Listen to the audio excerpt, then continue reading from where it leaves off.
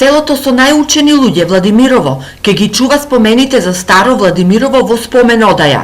Во одајата, која е гордост на Владимирово, се изложени дела од автори по потекло од Владимирово, но и сето она што му давало белек на ова малешевско село.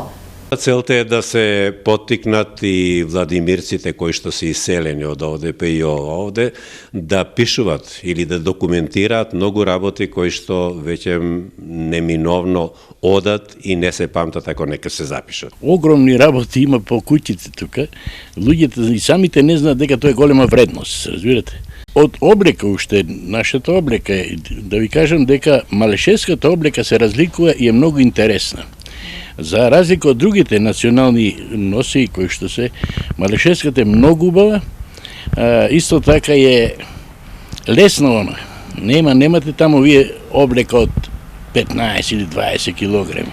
Статистичките податоци со кои располага Јован зборуваат дека во ова село се доживувала и длабока старост. Од 1925 година па до 40-45 е воден еден регистар за владимирци.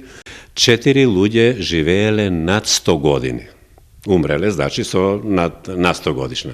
Најмногу доживеела некоја баба Лисавета Распашковска, 119 живеела.